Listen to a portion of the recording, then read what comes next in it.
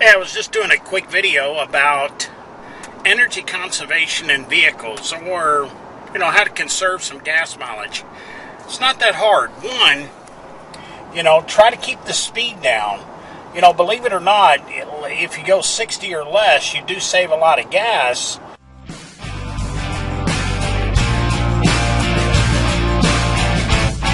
You make me feel so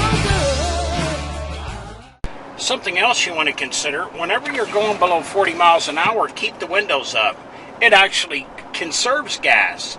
It doesn't use more gas, it saves gas because of the drag on the vehicle. So leave your windows up.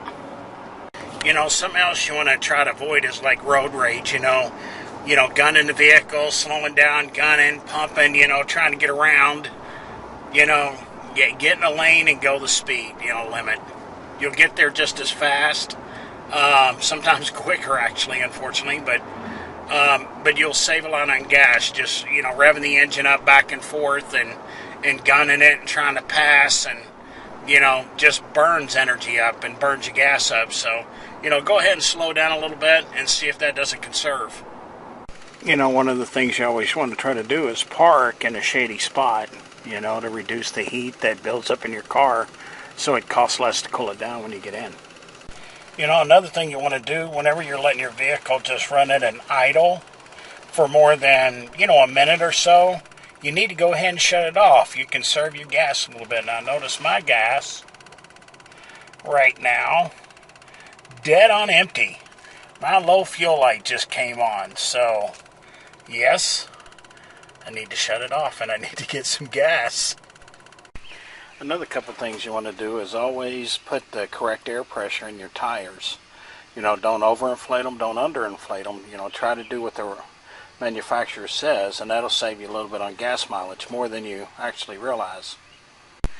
And as you can tell, the bed of my truck's empty, which you always want to reduce the load. I mean, for every 100 pounds, it's could be 30 cents more a gallon when you're spending. So, empty it out. If you don't need it, leave it.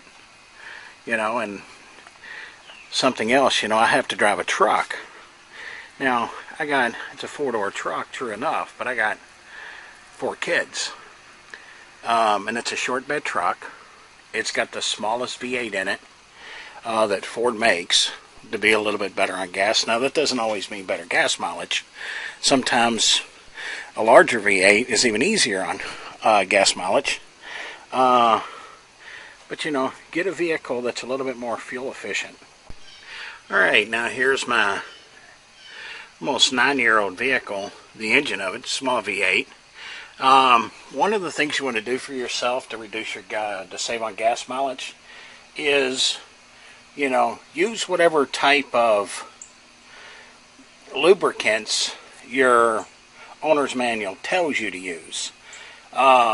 Believe it or not, that affects your gas mileage. Now mine says SAE 5W20. So whenever I go, I get SAE 5W20.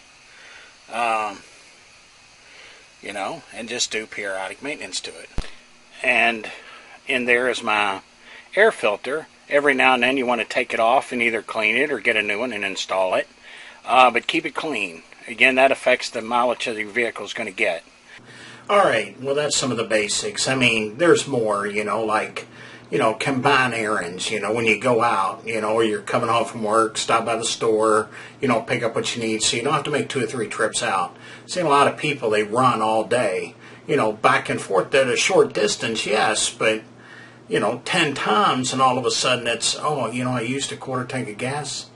It's like, I wonder why, do, your maintenance. Check your transmission fluid, keep it up, change it when it needs it. Your engine oil is enough said, brake fluid, your belts, if you see them sagging or a little loose, go ahead and tighten them up or get them changed. Your battery, if the terminals, clean them up, or, watch your battery, it's nothing worse than getting out and, dead battery. So anyway, there's always little things you can do to increase your mileage and increase the life of your vehicle. So anyway, that's it for the day. We'll see y'all tomorrow.